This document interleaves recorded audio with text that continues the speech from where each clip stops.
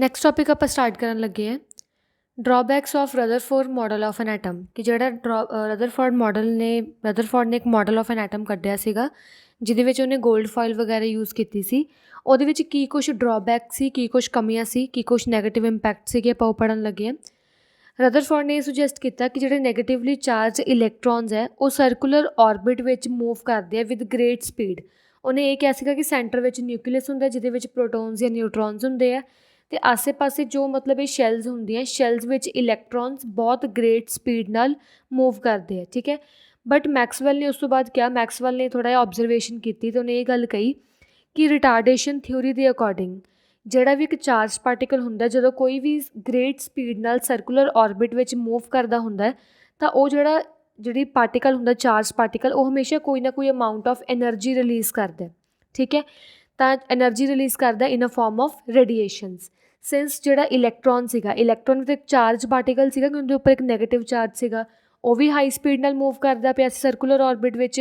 It means ਕਿ ਉਹਦੇ ਵਿੱਚੋਂ ਵੀ ਕੋਈ ਨਾ ਕੋਈ ਐਨਰਜੀ ਜ਼ਰੂਰ ਮਤਲਬ ਨਿਕਲ ਰਹੀ ਹੋਊਗੀ ਰੇਡੀਏਸ਼ਨ ਦੇ ਫਾਰਮ ਵਿੱਚ। ਅਤੇ ਜਦੋਂ ਆਪਾਂ ਕੋਈ ਵੀ ਪਾਰਟੀਕਲ 'ਚੋਂ ਐਨਰਜੀ ਬਾਰ ਬਾਰ ਮਤਲਬ ਰਿਡਿਊਸ ਹੋ ਰਹੀ ਹੈ ਤਾਂ ਇਹ ਐਨਰਜੀ ਰਿਡਿਊਸ ਹੋਣ ਤੋਂ ਬਾਅਦ ਕੁਛ ਕੁ ਟਾਈਮ ਬਾਅਦ ਜਿਹੜਾ ਇਲੈਕਟ੍ਰੋਨ ਹੈ ਉਹਨੂੰ ਕੀ ਨੀਚੇ ਡਿੱਗ ਪੈਣਾ ਚਾਹੀਦਾ, ਮਤਲਬ ਉਹਨੂੰ ਨਿਊਕਲੀਅਸ ਵੱਲ ਆ ਜਾਣਾ ਚਾਹੀਦਾ, ਮਤਲਬ ਉਹ ਨਿਊਕਲੀਅਸ ਸਫੈਰੀਕਲ ਤੋਂ ਮੂਵ ਕਰਦੇ ਕਰਦੇ ਨਿਊਕਲੀਅਸ ਵੱਲ ਡਿੱਗ ਪੈਣਾ ਚਾਹੀਦਾ ਸਾਰੀ ਐਨਰਜੀ ਨੂੰ ਲੂਜ਼ ਕਰਕੇ।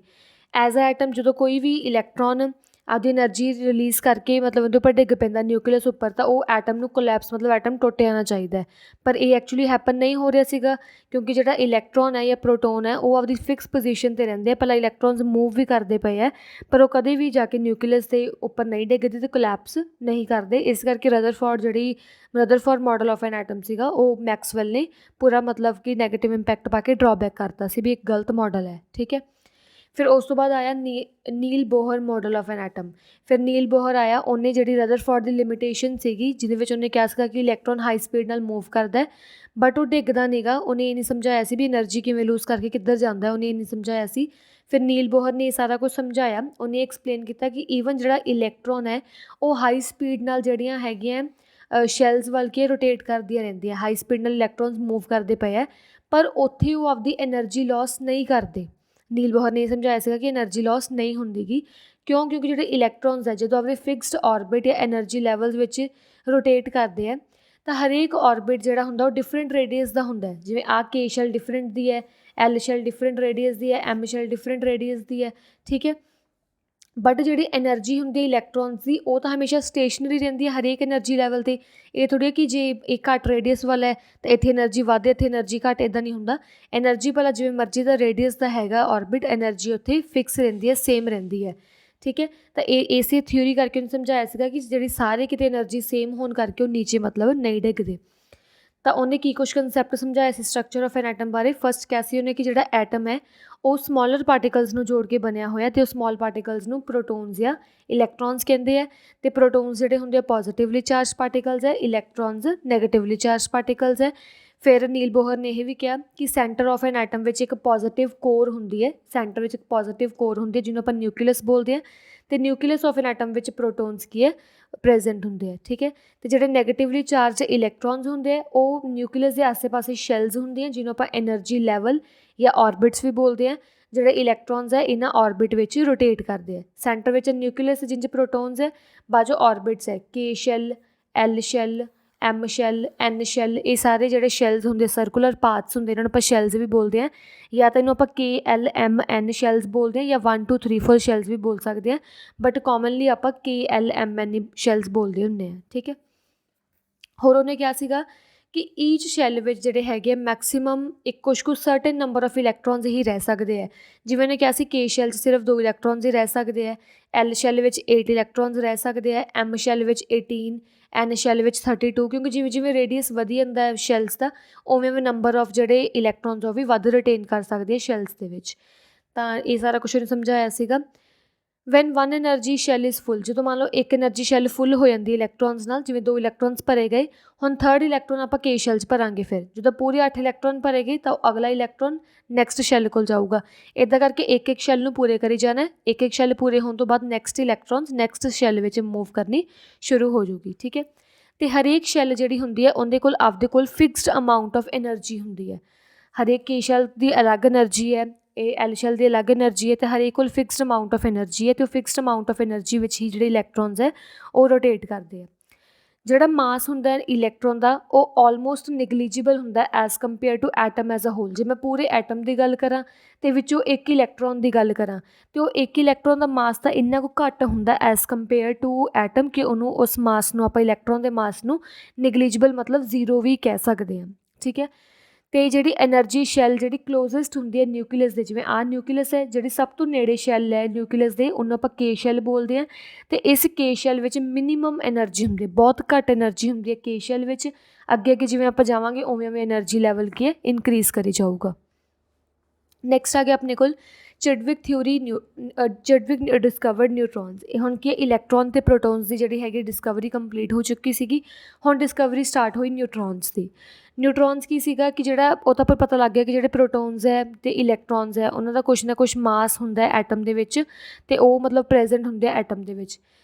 ਉਸ ਤੋਂ ਬਾਅਦ ਕਿ ਰਦਰਫੋਰਡ ਆਇਆ, ਉਹਨੇ ਇਹ ਐਕਸਪਲੇਨ ਕੀਤਾ ਸੀਗਾ ਕਿ ਇਹਦੇ ਵਿੱਚ ਕੋਈ ਨਾ ਕੋਈ ਕੁਛ ਇੱਦਾਂ ਦਾ ਪਾਰਟੀਕਲ ਵੀ ਜ਼ਰੂਰ ਪ੍ਰੈਜੈਂਟ ਹੋਊਗਾ ਨਿਊਕਲੀਅਸ ਦੇ ਵਿੱਚ, ਜਿਹਦੇ ਵਿੱਚ ਕੀ ਹੈ ਵਿਚ contribute to mass of an atom ਵਿਚ does not carry any charge. ਉਹਨੇ ਇਹ ਸਮਝਾਇਆ ਕਿ ਜਿਹੜੇ ਇਲੈਕਟ੍ਰੋਨ ਦਾ ਮਾਸ ਹੁੰਦਾ ਪ੍ਰੋਟੋਨ ਦਾ ਮਾਸ ਹੁੰਦਾ ਹੈ, ਬਟ ਉਹਨੇ ਇਹ ਵੀ ਸੋਚਿਆ, ਇਹਦੇ ਦਿਮਾਗ ਲਾਇਆ ਵੀ ਕੁਛ ਨਾ ਕੁਛ ਇੱਦਾਂ ਦਾ ਮਾਸ ਜ਼ਰੂਰ ਹੋਊਗਾ ਨਿਊਕਲੀਅਸ ਦੇ ਅੰਦਰ ਜਿਹੜਾ ਹੋਰ ਹਾਲੇ ਜਿਹੜਾ ਐਟਮ ਹੈ ਉਹ ਕਾਫੀ ਭਾਰਾ ਹੁੰਦਾ ਹੈ, ਕਿਉਂਕਿ ਇਲੈਕਟ੍ਰੋਨ ਅਤੇ ਪ੍ਰੋਟੋਨ ਤਾਂ ਆਪਦੇ ਆਪ ਨੂੰ ਨਿਊਟਰਲਾਈਜ਼ ਕਰ ਦੇਣਾ ਪੋਜ਼ੀਟਿਵ ਨੈਗੇਟਿਵ ਚਾਰਜ ਨਾਲੋਂ, ਬਟ ਸਟਿਲ ਜਿਹੜਾ ਐਟਮ ਦਾ ਕੁਛ ਨਾ ਕੁਛ ਭਾਰ ਹੁੰਦਾ, ਮਤਲਬ ਉਹ 'ਚ ਕੋਈ ਨਾ ਕੋਈ ਅੱਜ ਚੀਜ਼ ਪ੍ਰੈਜੈਂਟ ਹੋਊਗੀ ਜਿਹਦੇ ਵਿੱਚ ਕੋਈ ਨਾ ਕੋਈ ਮਾਸ ਹੋਊਗਾ ਬਟ ਉਹਦੇ ਕਹਿੰਦਾ ਕੋਈ ਚਾਰਜ ਨਹੀਂ ਹੋਊਗਾ।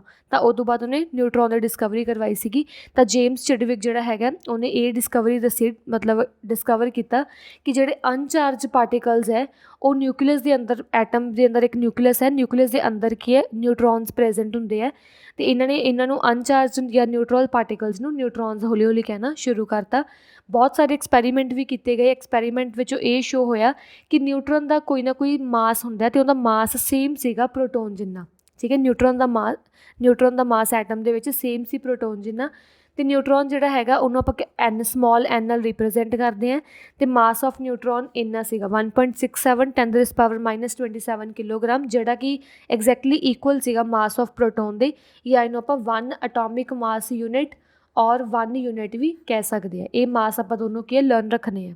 ਠੀਕ ਹੈ, ਨੈਕਸਟ ਆ ਗਿਆ ਆਪਣੇ ਕੋਲ ਅਟੋਮਿਕ ਨੰਬਰ। ਅਟੋਮਿਕ ਨੰਬਰ ਦਾ ਮਤਲਬ ਕੀ ਹੁੰਦਾ ਹੈ? ਅਟੋਮਿਕ ਨੰਬਰ ਦਾ ਮਤਲਬ ਹੈ ਕਿ ਇੱਕ ਐਟਮ ਦੇ ਅੰਦਰ ਜਿਹੜਾ ਨਿਊਕਲੀਅਸ ਹੁੰਦਾ, ਨਿਊਕਲੀਅਸ ਦੇ ਵਿੱਚ ਕਿੰਨੇ ਨੰਬਰ ਆਫ ਪ੍ਰੋਟੋਨਸ ਜਿਹੜੇ ਹੈਗੇ ਆ ਇਨਸਾਈਡ ਨਿਊਕਲੀਅਸ ਹੈਗੇ ਆ, ਉਹ ਟੋਟਲ ਨੰਬਰ ਆਫ ਪ੍ਰੋਟੋਨਸ ਨੂੰ ਆਪਾਂ ਉਹਦਾ ਅਟੋਮਿਕ ਨੰਬਰ ਬੋਲਦੇ ਹਾਂ। ਅਟੋਮਿਕ ਨੰਬਰ ਨੂੰ ਆਪਾਂ ਪ੍ਰੋਟੋਨਸ ਨੰਬਰ ਵੀ ਕਹਿ ਸਕਦੇ ਹਾਂ, ਇਹਨੂੰ ਆਪਾਂ ਕੈਪੀਟਲ Z ਨਾਲ ਰਿਪਰੈਜ਼ੈਂਟ ਕਰਦੇ ਹਾਂ। ਠੀਕ ਹੈ, ਆਪਾਂ ਨੂੰ ਇਹ ਵੀ ਪਤਾ ਹੈ ਕਿ ਹੁਣ ਜਿਹੜਾ ਇੱਕ ਐਟਮ ਹੁੰਦਾ, ਐਟਮ ਦੇ ਵਿੱਚ ਨਾ ਨੰਬਰ ਆਫ ਪ੍ਰੋਟੋਨਸ ਅਤੇ ਨੰਬਰ ਆਫ ਜਿਹੜੇ ਇਲੈਕਟ੍ਰੋਨਸ ਹੁੰਦੇ ਆ ਉਹ ਸੇਮ ਨੰਬਰ 'ਚ ਹੁੰਦੇ ਆ। ਜੇ ਇੱਕ ਐਟਮ 'ਚ 5 ਪ੍ਰੋਟੋਨਸ ਹੈ ਤਾਂ ਸੇਮ ਐਟਮ ਵਿੱਚ 5 ਹੀ ਇਲੈਕਟ੍ਰੋਨਸ ਹੋਣਗੇ, ਤਾਂ ਹੀ ਜਿਹੜਾ ਇੱਕ ਐਟਮ ਆ ਉਹ ਇਲੈਕਟ੍ਰੀਕਲੀ ਨਿਊਟਰਲ ਹੁੰਦਾ। ਠੀਕ ਹੈ, ਤਾਂ ਜੇ ਆਪਾਂ ਅਟੋਮਿਕ ਨੰਬਰ ਨੂੰ ਨੰਬਰ ਆਫ ਪ੍ਰੋਟੋਨਸ ਕਹਿ ਰਹੇ ਹਾਂ, ਤਾਂ ਮੈਂ ਅਟੋਮਿਕ ਨੰਬਰ ਨੂੰ ਨੰਬਰ ਆਫ ਇਲੈਕਟ੍ਰੋਨਸ ਵੀ ਤਾਂ ਕਹਿ ਹੀ ਸਕਦੀ ਹਾਂ ਕਿ ਜਿੰਨੇ ਵੀ ਐਟਮ ਦੇ ਵਿੱਚ ਨੰਬਰ ਆਫ ਇਲੈਕਟ੍ਰੋਨਸ ਹੈ ਓਨਾ ਹੀ ਉਹਦਾ ਅਟੋਮਿਕ ਨੰਬਰ ਹੈ, ਔਰ ਤੁਸੀਂ ਕਹਿ ਸਕਦੇ ਹੋ ਜਿੰਨੇ ਨੰਬਰ ਆਫ ਪ੍ਰੋਟੋਨਸ ਹੈ ਓਨਾ ਹੀ ਉਹਦਾ ਅਟੋਮਿਕ ਨੰਬਰ ਹੈ। ਠੀਕ ਹੈ, ਅਤੇ ਹਰੇਕ ਜਿਹੜਾ ਐਟਮ ਹੈ ਉਹਦੇ ਡਿਫਰੈਂਟ ਨੰਬਰ ਆਫ ਪ੍ਰੋਟੋਨਸ ਜਾਂ ਡਿਫਰੈਂਟ ਨੰਬਰ ਆਫ ਇਲੈਕਟ੍ਰੋਨਸ ਹੁੰਦੇ ਆ। ਸਿਮਿਲਰਲੀ ਹਰੇਕ ਐਟਮ ਦੇ ਡਿਫਰੈਂਟ ਅਟੋਮਿਕ ਨੰਬਰ ਹੁੰਦੇ ਆ। ਨੈਕਸਟ ਆ ਗਿਆ ਆਪਣੇ ਕੋਲ ਮਾਸ ਨੰਬਰ। ਮਾਸ ਨੰਬਰ ਦਾ ਮਤਲਬ ਕੀ ਹੁੰਦਾ ਹੈ ਕਿ ਜਿਹੜੇ ਆਪਣੇ ਨਿਊਕਲੀਅਸ ਹੁੰਦਾ, ਨਿਊਕਲੀਅਸ ਦੇ ਅੰਦਰ ਪ੍ਰੋਟੋਨਸ ਜਾਂ ਨਿਊਟਰੋਨਸ ਹੁੰਦੇ ਆ, ਆਸੇ ਪਾਸੇ ਸ਼ੈਲਸ ਵਿੱਚ ਇਲੈਕਟ੍ਰੋਨਸ ਹੁੰਦੇ ਆ। ਠੀਕ ਹੈ, ਮਾਸ ਨੰਬਰ ਕੀ ਹੈ ਕਿ ਜਿੰਨਾ ਮਾਸ ਪ੍ਰੋਟੋਨ ਦਾ, ਜਿੰਨੇ ਨੰਬਰ ਆਫ ਪ੍ਰੋਟੋਨਸ ਹੈ ਉਹਦਾ ਸਮ ਕਰਨਾ, ਜਿਹਦੇ ਨੰਬਰ ਆਫ ਨਿਊਟਰੋਨਸ ਹੈ ਉਹਦਾ ਸਮ ਕਰਨਾ, ਦੋਨਾਂ ਦਾ ਸਮ ਕਰਕੇ ਜਿੰਨਾ ਵੀ ਆਨਸਰ ਆਇਆ ਉਹ ਉਸ ਐਟਮ ਦਾ ਮਾਸ ਨੰਬਰ ਹੋਊਗਾ। ਠੀਕ ਹੈ, ਤਾਂ ਆਪਾਂ ਫਾਰਮੂਲਾ ਕੀ ਲਿਖਣਾ, mass number is equal to number of proton plus number of neutrons. ਠੀਕ ਹੈ, ਕਹਿੰਦੇ number of electrons not only added while calculating mass number. ਇਕੱਲੇ ਆਪਾਂ ਮਾਸ ਨੰਬਰ ਵੇਖਣ ਲੱਗੇ ਨੰਬਰ ਆਫ ਇਲੈਕਟ੍ਰੋਨਸ ਨਹੀਂ ਜੋੜਦੇਗੇ। ਠੀਕ ਹੈ, ਕਿਉਂਕਿ ਆਪਾਂ ਕਹਿੰਦੇ ਨਾ ਮਾਸ ਆਫ ਇਲੈਕਟ੍ਰੋਨ, ਜਿਹੜਾ ਇੱਕ ਇਲੈਕਟ੍ਰੋਨ ਦਾ ਮਾਸ ਹੈ ਉਹ ਪੂਰੇ ਐਟਮ ਦੇ ਮਾਸ ਦੇ ਸਾਹਮਣੇ ਨਿਗਲੀਜੀਬਲ ਹੁੰਦਾ, ਤਾਂ ਕਰਕੇ ਆਪਾਂ ਮਾਸ ਆਫ ਇਲੈਕਟ੍ਰੋਨਸ ਦੇਖਦੇ ਨਹੀਂਗੇ, ਆਪਾਂ ਸਿਰਫ number of protons number of electrons ਦੇਖਦੇ ਹਾਂ। ਠੀਕ ਹੈ, ਅਤੇ ਅਗਰ ਆਪਣੇ ਕੋਲ ਕੋਈ ਵੀ ਐਲੀਮੈਂਟ ਹੈ, ਮੰਨ ਲਓ ਉਸ ਐਲੀਮੈਂਟ ਦਾ ਮਾਸ 27 ਹੈ ਅਤੇ ਉਸ ਐਲੀਮੈਂਟ ਦਾ ਅਟੋਮਿਕ ਨੰਬਰ 13 ਹੈ, ਤਾਂ ਉਹਨੂੰ ਆਪਾਂ ਐਲੀਮੈਂਟ ਨੂੰ ਲਿਖਣਾ ਕਿ ਮੰਨ ਲਓ ਕੋਈ ਵੀ ਐਲੀਮੈਂਟ E ਹੈ, ਤਾਂ ਜਿਹੜਾ ਅਟੋਮਿਕ ਨੰਬਰ ਹੁੰਦਾ ਉਹਨੂੰ ਨੀਚੇ ਰੱਖਣਾ ਹੁੰਦਾ, ਮਾਸ ਨੰਬਰ ਨੂੰ ਆਪਾਂ ਉੱਪਰ ਰੱਖਣਾ ਹੁੰਦਾ। ਜਿਵੇਂ ਹਾਈਡਰੋਜਨ ਹੈ ਜਾਂ ਹੀਲੀਅਮ ਹੈ, ਹੀਲੀਅਮ ਦਾ ਐਟੋਮਿਕ ਨੰਬਰ 2 ਹੁੰਦਾ, ਮਾਸ 4 ਹੁੰਦਾ। ਤਾਂ ਹੀਲੀਅਮ ਦੀ ਰਿਪਰੈਜ਼ੈਂਟੇਸ਼ਨ ਆਪਾਂ ਇੱਦਾਂ ਕਰਦੇ ਹਾਂ। ਜਾਂ ਸਿਮਿਲਰਲੀ ਲੀਥੀਅਮ ਹੈ, ਲੀਥੀਅਮ ਦਾ ਐਟੋਮਿਕ ਨੰਬਰ ਇੱਥੇ ਰੱਖਣਾ, ਮਾਸ ਨੰਬਰ ਇੱਥੇ ਰੱਖਣਾ, ਇੱਦਾਂ ਰਿਪਰੈਜ਼ੈਂਟ ਕਰਨਾ ਆਪਾਂ ਲੀਥੀਅਮ ਨੂੰ। ਕੋਈ ਵੀ ਐਲੀਮੈਂਟ ਹੈ ਉਹਦਾ ਐਟੋਮਿਕ ਨੰਬਰ ਨੀਚੇ ਰੱਖਣਾ ਹੁੰਦਾ, ਮਾਸ ਨੰਬਰ ਆਪਾਂ ਉੱਪਰ ਰੱਖਣਾ ਹੁੰਦਾ, ਠੀਕ ਹੈ। ਨੈਕਸਟ ਆ ਗਿਆ ਕਿ ਜੇ ਆਪਾਂ ਮੰਨ ਲਓ ਕਿਸੇ ਵੀ ਐਟਮ ਦੇ ਵਿੱਚ ਨੰਬਰ ਆਫ ਨਿਊਟਰੋਨਸ ਲੱਭਣੇ ਹੋਣ ਤਾਂ ਆਪਾਂ ਨੂੰ ਪਤਾ ਨਾ ਮਾਸ ਨੰਬਰ ਦਾ ਫਾਰਮੂਲਾ ਆਪਾਂ ਪੜ੍ਹ ਲਿਆ ਹੁਣੇ। ਮਾਸ ਨੰਬਰ ਕੀ ਹੁੰਦਾ, number of protons plus number of neutrons, ਠੀਕ ਹੈ। ਜੇ ਮੈਨੂੰ ਕਿਸੇ ਵੀ ਐਟਮ ਦੇ ਅੰਦਰ ਮਾਸ ਨੰਬਰ ਪਤਾ ਹੈ, ਨੰਬਰ ਆਫ ਪ੍ਰੋਟੋਨਸ ਪਤਾ, ਨੰਬਰ ਆਫ ਨਿਊਟਰੋਨਸ ਲੱਭਣੇ ਹੈ, ਤਾਂ ਮੈਂ ਕੀ ਕਰੂੰਗੀ, ਮਾਸ ਨੰਬਰ ਵਿੱਚੋਂ ਨੰਬਰ ਆਫ ਨਿਊਟਰੋਨਸ ਨੂੰ ਪ੍ਰੋਟੋਨਸ ਨੂੰ ਮਾਈਨਸ ਕਰ ਦੂੰਗੀ, ਤਾਂ ਮੇਰੇ ਕੋਲ ਨੰਬਰ ਆਫ ਨਿਊਟਰੋਨਸ ਦਾ ਆਨਸਰ ਆ ਜਾਊਗਾ। ਮਤਲਬ ਮੈਥ ਦੀ ਕੈਲਕੂਲੇਸ਼ਨ ਹੈ, ਮਤਲਬ ਮੈਥ ਕੈਲਕੂਲੇਸ਼ਨ ਇੱਧਰ ਉੱਧਰ ਲਿਜਾ ਕੇ ਆਪਾਂ ਕੋਈ ਵੀ ਨਿਊਮੈਰੀਕਲ ਸੋਲਵ ਕਰ ਸਕਦੇ ਹਾਂ। ਨੈਕਸਟ ਆ ਗਿਆ ਆਪਣੇ ਕੋਲ ਆਈਸੋਟੋਪਸ।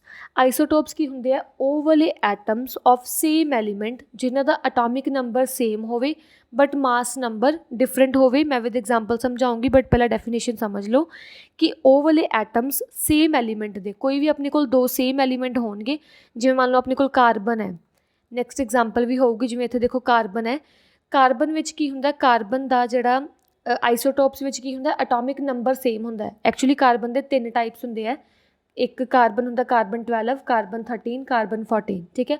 ਐਟੋਮਿਕ ਨੰਬਰ ਤਿੰਨਾਂ ਦਾ ਸੇਮ ਹੀ ਹੁੰਦਾ 6 6 6 ਬਟ ਮਾਸ ਨੰਬਰ ਡਿਫਰੈਂਟ ਹੁੰਦਾ। ਜਿਹੜਾ ਕਾਰਬਨ 12 ਹੁੰਦਾ ਉਹਦਾ ਮਾਸ ਨੰਬਰ 12 ਹੁੰਦਾ, ਕਾਰਬਨ 13 ਦਾ ਮਾਸ 13 ਹੁੰਦਾ, ਕਾਰਬਨ 14 ਦਾ ਮਾਸ 14 ਹੁੰਦਾ। ਤਾਂ ਇਹ ਹੈਗੇ ਸੇਮ ਐਲੀਮੈਂਟਸ ਹੀ ਹੈ, ਕਾਰਬਨ ਕਾਰਬਨ ਕਾਰਬਨ, ਜਿਨ੍ਹਾਂ ਦਾ ਐਟੋਮਿਕ ਨੰਬਰ ਸੇਮ ਹੈ ਬਟ ਮਾਸ ਨੰਬਰ ਕੀ ਹੈ, ਡਿਫਰੈਂਟ ਹੈ। ਤਾਂ ਇੱਦਾਂ ਦੇ ਐਲੀਮੈਂਟਸ ਆਫ ਸੇਮ ਐਲੀਮੈਂਟਸ ਨੂੰ ਆਪਾਂ ਕਵਾਂਗੇ, ਇੱਦਾਂ ਦੇ ਐਟਮਸ ਆਫ ਸੇਮ ਐਲੀਮੈਂਟ ਨੂੰ ਕਵਾਂਗੇ ਆਪਾਂ ਆਈਸੋਟੋਪਸ। ਇਕੱਲਾ ਕਾਰਬਨ ਨਹੀਂ, ਬਹੁਤ ਸਾਰੇ ਆ। ਹਾਈਡਰੋਜਨ ਵੀ ਜਿਹੜਾ ਹੈਗਾ ਉਹ ਪ੍ਰੋਟੀਅਮ, ਡਿਊਟੇਰੀਅਮ, ਟ੍ਰਾਈਟੇਰੀਅਮ, ਮਤਲਬ ਹਾਈਡਰੋਜਨ 3 ਹਾਈਡਰੋਜਨ ਦੀ ਫਾਰਮ 'ਚ ਹੁੰਦੇ ਆ। ਇੱਕ ਹੁੰਦਾ ਡਿਊਟੇਰੀਅਮ, ਪ੍ਰੋਟੀਨਮ, ਡਿਊਟੇਰੀਅਮ, ਟ੍ਰਾਈਟੀਅਮ। ਮਾਸ ਨੰਬਰ ਐਟੋਮਿਕ ਨੰਬਰ ਸਾਰਿਆਂ ਦਾ 1 1 1 ਹੁੰਦਾ ਬਟ ਮਾਸ ਡਿਫਰੈਂਟ ਹੁੰਦਾ। ਜਿਹੜਾ ਪ੍ਰੋਟੀਨ ਹੁੰਦਾ ਉਹਦਾ ਮਾਸ ਨੰਬਰ 1 ਹੁੰਦਾ, ਡਿਊਟੇਰੀਅਮ ਦਾ 2 ਹੁੰਦਾ, ਟ੍ਰਾਈਟੀਅਮ ਦਾ 3 ਹੁੰਦਾ। ਤਾਂ ਇਹ ਵੀ ਕੀ ਆਪਣੇ ਕੋਲ ਆਈਸੋਟੋਪ, ਜਿਹਨਾਂ ਦਾ ਐਟੋਮਿਕ ਨੰਬਰ ਸੇਮ ਹੈ ਬਟ ਮਾਸ ਨੰਬਰ ਕੀ ਹੈ, ਡਿਫਰੈਂਟ ਹੈ। ਨੈਕਸਟ ਆ ਗਿਆ ਆਪਣੇ ਕੋਲ ਪ੍ਰੋਪਰਟੀਜ਼ ਆਫ ਐਨ ਐਲੀਮੈਂਟ, ਕਿ ਜਿਹੜੇ ਵੀ ਆਪਾਂ ਐਲੀਮੈਂਟ ਬਾਰੇ ਸਟੱਡੀ ਕਰਦੇ ਆ, ਐਲੀਮੈਂਟ ਹਾਈਡਰੋਜਨ, ਹੀਲੀਅਮ, ਲਿਥੀਅਮ, ਬਰੀਲੀਅਮ, ਜਿੰਨੇ ਵੀ ਆਪਾਂ ਐਲੀਮੈਂਟਸ ਲਰਨ ਕੀਤੇ ਹੋਏ 20 ਤੱਕ, ਉਹ ਸਾਰੇ ਐਲੀਮੈਂਟਸ ਹੁੰਦੇ ਆ। ਉਹਨਾਂ ਦੇ ਆਪਾਂ ਕੀ ਹੈ, ਪ੍ਰੋਪਰਟੀਜ਼ ਪੜ੍ਹਨੀਆਂ 1 ਬਾਏ 1। ਫਸਟ ਪ੍ਰੋਪਰਟੀ ਕੀ ਹੈ ਕਿ ਕਿਸੇ ਵੀ ਮਤਲਬ ਜਿਹੜਾ ਹੁੰਦਾ ਆਈਸੋਟੋਪ ਹੈ, ਉਹਦੇ ਵਿੱਚ ਨੰਬਰ ਆਫ ਇਲੈਕਟ੍ਰੋਨਸ ਜਿਹੜੇ ਹੁੰਦੇ ਆ, ਮਤਲਬ ਮੰਨ ਲਓ ਕੋਈ ਵੀ ਆਪਣੇ ਕੋਲ ਆਈਸੋਟੋਪ ਹੈ, ਕਾਰਬਨ ਦੇ ਮੰਨ ਲਓ 3 ਆਈਸੋਟੋਪ ਸੀਗੇ, 6 6 6 11 12 13। ਮੰਨ ਲਓ ਇਹ ਵਾਲਾ ਆਪਣੇ ਕੋਲ ਆਈਸੋਟੋਪ ਹੈ, 11 12 13 ਸੀ ਨਾ, 12 13 14 ਸੌਰੀ 12 13 14। ਇਹਨਾਂ ਐਲੀਮੈਂਟਸ ਵਿੱਚ ਕੀ ਹੋਊਗਾ, ਇਹਨਾਂ ਆਈਸੋਟੋਪਸ ਵਿੱਚ ਕੀ ਹੋਊਗਾ, ਤਿੰਨਾਂ ਵਿੱਚ ਨੰਬਰ ਆਫ ਇਲੈਕਟ੍ਰੋਨਸ ਕੀ ਹੈ, ਸੇਮ ਹੋਣਗੇ। Number of electrons means, number of electrons ਦਾ ਮਤਲਬ ਹੁੰਦਾ ਐਟੋਮਿਕ ਨੰਬਰ। ਐਟੋਮਿਕ ਨੰਬਰ ਕੀ ਹੈ, ਸੇਮ ਹੈ ਤਿੰਨਾਂ ਵਿੱਚ। ਐਟੋਮਿਕ ਨੰਬਰ ਸੇਮ ਮਤਲਬ ਨੰਬਰ ਆਫ ਇਲੈਕਟ੍ਰੋਨਸ ਵੀ ਕੀ ਹੈ, ਸੇਮ ਹੋਣਗੇ।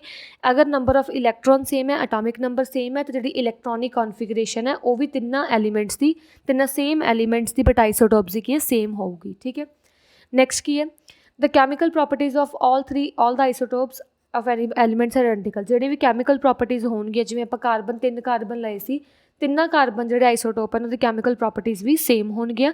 ਜਿਹੜੇ ਫਿਜ਼ੀਕਲ ਪ੍ਰੋਪਰਟੀਜ਼ ਹੈ ਤਿੰਨਾਂ ਕਾਰਬਨ ਦੀਆਂ, ਉਹ ਡਿਫਰੈਂਟ ਹੋ ਸਕਦੀਆਂ। ਫਿਜ਼ੀਕਲ ਪ੍ਰੋਪਰਟੀਜ਼ ਡਿਫਰੈਂਟ ਹੈ ਬਟ ਕੈਮੀਕਲ ਪ੍ਰੋਪਰਟੀਜ਼ ਜਿਹੜੀਆਂ ਹੁੰਦੀਆਂ, ਤਿੰਨੋਂ ਜਿਹੜੀਆਂ ਹੈਗੀਆਂ ਆਈਸੋਟੋਪਸ ਜਾਂ ਐਲੀਮੈਂਟਸ ਦੀਆਂ, ਉਹ ਡਿਫਰੈਂਟ ਹੋਣਗੀਆਂ। Physical properties, chemical properties same ਹੋਣਗੀਆਂ।